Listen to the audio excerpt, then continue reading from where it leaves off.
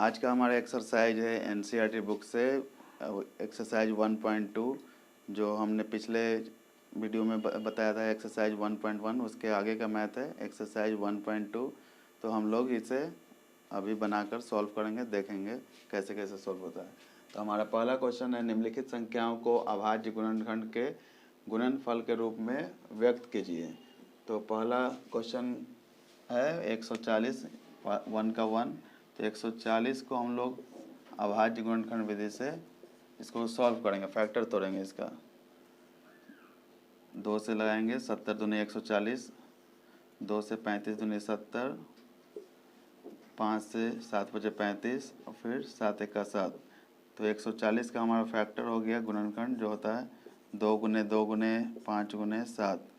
इसमें 2 दो बार है तो इसको 2 का स्क्वायर लिखते हैं इंटू 5 इंटू 7। इस तरह से ही सारे प्रश्न को सॉल्व करना है। तो जैसे 140 का हम लोग फैक्टर तोड़े हैं उसी तरह से हम लोग 156 का भी फैक्टर तोड़ेंगे, या इसका 3825 का, या इसका सबका उसी मेथड से हम लोग बनाएंगे। तो एक क्वेश्चन और हम लोग ले लेते हैं, क्वेश्चन नंबर 3 1 का क्वेश्चन नंबर 3 3825। इसका इकाई के जगह पर 5 है तो ये संख्या 2 से तो कटेगा नहीं। तो चेक करेंगे हम लोग 3 से कटता है कि नहीं कटता है। तो इसको 3 से चेक करने के लिए इसको ऐड करके देखते हैं।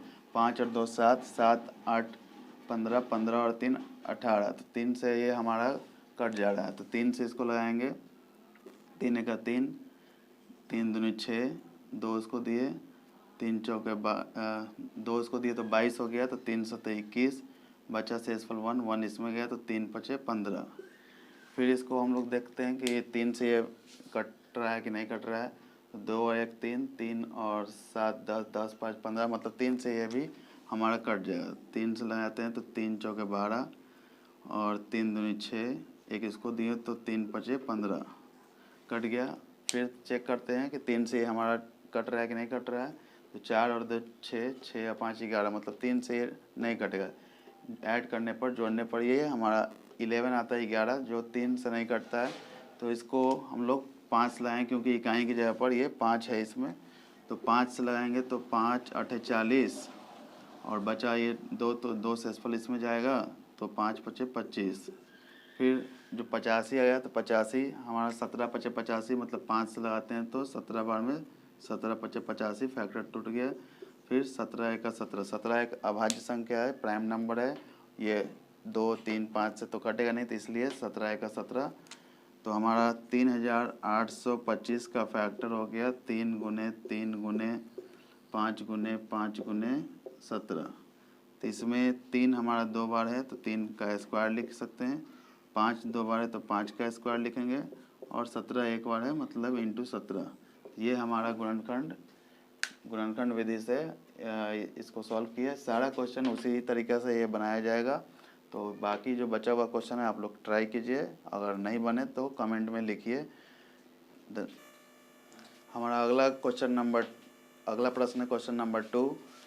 तो इसमें क्वेश्चन है पूर्णांकों के निम्नलिखित युग्म के एचसीएफ और एलसीएम ज्ञात कीजिए तथा इसकी जांच कीजिए कि दो संख्याओं का गुणनफल एचसीएफ इंटू एलसीएम होता है।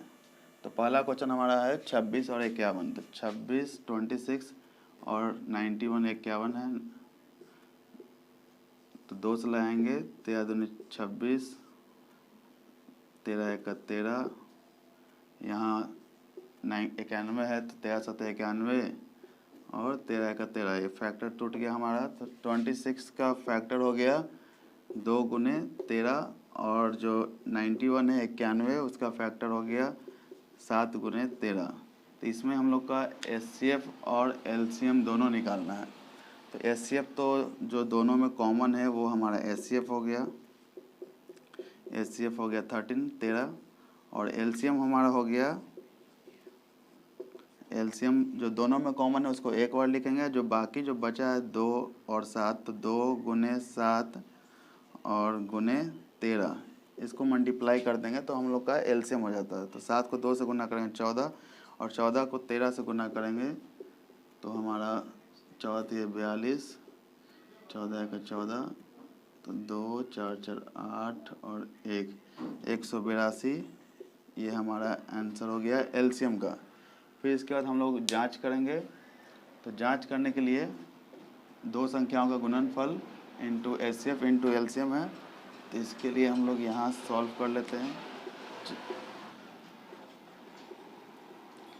जांच करके देखते हैं। दो संख्याओं का गुणनफल,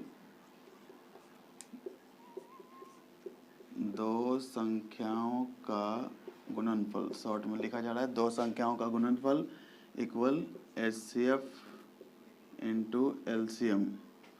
दो संख्याएं हमारा हो गया 26 और 91, 91, 26 एंड 91, और दोनों का एचसीएफ और एलसीएम हमारा है 13 और 182। 13 हो गया एचसीएफ और 182 हो गया एलसीएम। तो दोनों का अगर मल्टीप्लाई करते हैं तो दोनों को मल्टीप्लाई करने पर दोनों तरफ अगर इक्वल आ जाता है तो हमारा ये जांच प्रूव हो जाता है, साबित हो जाएगा। तो हम लोग मल्टीप्लाई कर लेते हैं यहाँ पर। जैसे 26 को 91 से मल्टीप्लाई करेंगे, 6 का 6, 2 1 का 2, 9 6 के 54 के 4 हासिल 5, और 9 दूनी 18 और 5 23, 6 6 4 2 6 हो गया 3 और ये 2, तो हो गया 2366। अब इसको भी मल्टीप्लाई करके चेक कर लेते हैं ये भी बराबर आता है कि नहीं आता है। तो 182 और 13 को गुना कर लेते हैं, मल्टीप्लाई कर लेते हैं। 3 दूनी 6, 8 3 24 के 4 हासिल 2, 3 1 का 3 और 2 हासिल जो था 5 हो गया। ये 2 1 का 2, 8 1 का 8 और 1, तो 6 4 2 6, 8 5 13 के 3 हासिल 1 और 1 और 1 2, तो ये भी हमारा बराबर आ गया। तो दोनों तरफ जांच करने पर एलएचएस और आरएचएस अगर बराबर आ जाए, दो संख्याओं का गुणनफल बराबर एचसीएफ इंटू एलसीएम, दोनों तरफ सॉल्व करने पर ये बराबर आ गया, तो हमारा ये प्रूव हो गया। इस तरह से हम लोग इस क्वेश्चन को बनाएंगे। इसी प्रकार से हम लोग इस क्वेश्चन को या इस क्वेश्चन को भी सॉल्व कर सकते हैं। तो एक और हम लोग एग्जाम्पल अभी पढ़ेंगे। इसके बाद 510 और जो हमारा 92 92 है, तो इसी का फैक्टर हम लोग यहाँ क्वेश्चन नंबर 2 सॉल्व कर लेते हैं, फैक्टर तोड़ लेते हैं पहले। तो 2 से लाएंगे, अगर 510 का फैक्टर तोड़ना है तो 2 से लाएंगे तो हो जाएगा 2 दूनी 4, 1 इसको दिए तो हो गया 11, मतलब 5 दूनी 10। फिर इसको अगर देते हैं तो 5 दूनी 10 मतलब 255 आएगा। 2 से अगर 510 में डिवाइड करते हैं तो 255 आएगा। फिर इसको 3 से कटता है तो अगर काटेंगे नहीं तो 5 से लाएंगे तो 5 और 5 10 और 2 12, ये 3 से कट जाएगा 3 के टेबल से। तो 3 8 24 और 1 इसको दिए तो 3 5 15 कट गया हमारा ये।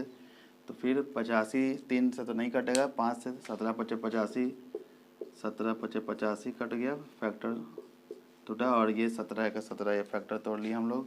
फिर जो 92 है उसका फैक्टर तोड़ेंगे तो 2 से लाएंगे तो 40 दूनी 92 मतलब 92, और फिर 2 से लाएंगे तो 23 दूनी 46, 23 दूनी 46, और फिर 23 तो प्राइम नंबर है किसी से नहीं कटेगा, तो 23 का 23 ये हमारा फैक्टर टूट गया।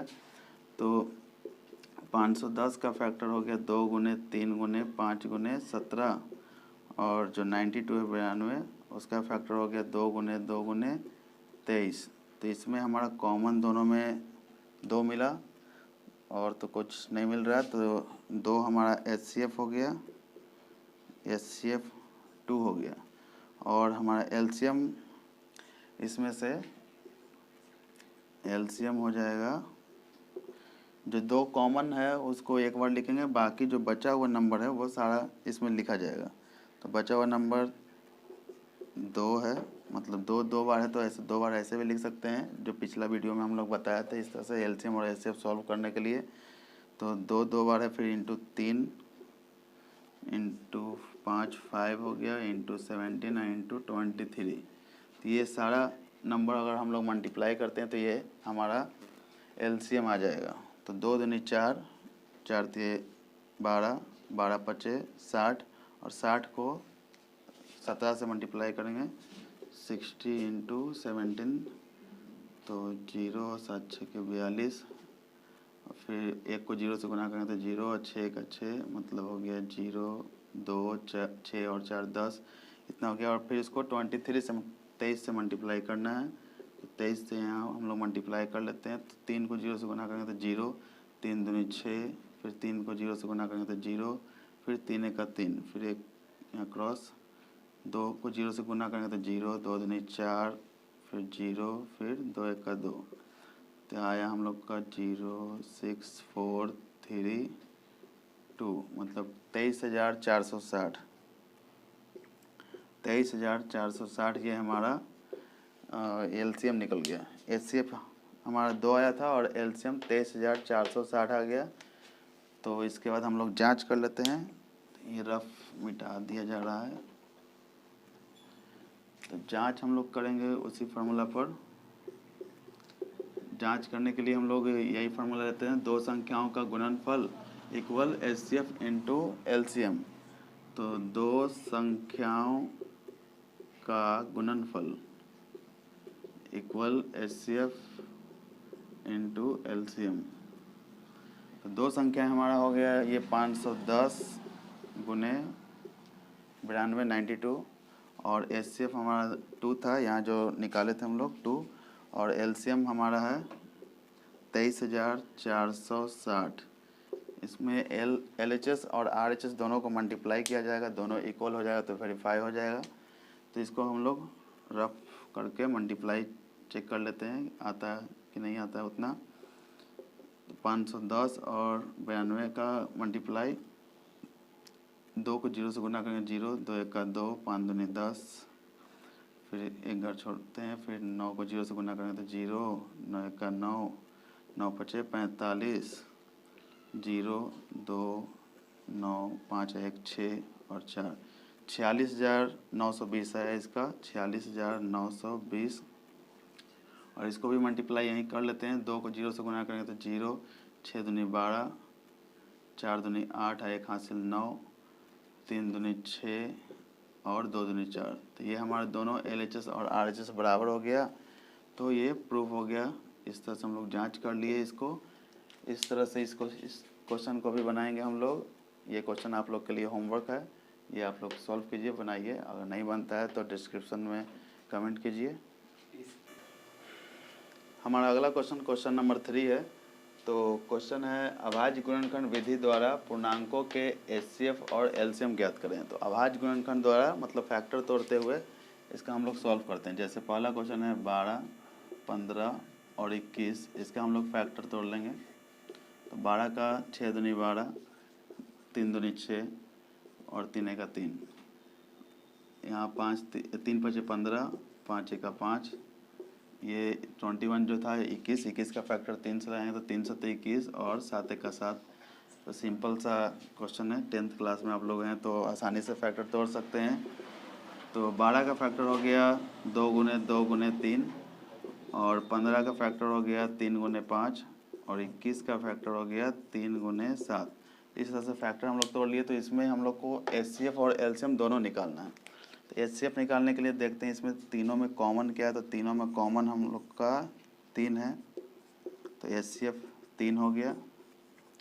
और एलसीएम जो तीनों फैक्टर में जो कॉमन है उसको छोड़कर जो बचा हुआ नंबर है वो सब हमारा एलसीएम हो जाएगा। तो इसमें 2 ऐसे 2 बार है तो 2 गुने 2 लिख लेते हैं। 3 तो तीनों में कॉमन है तो 3 को एक बार लिखेंगे।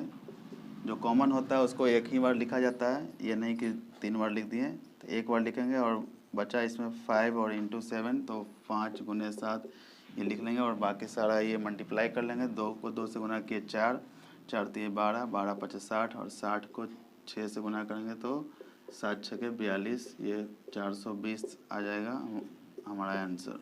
तो इसी तरह से इसका और इसका भी हम लोग बना लेंगे। आप लोग ट्राई कीजिए, अगर नहीं बनता है तो कमेंट कीजिएगा।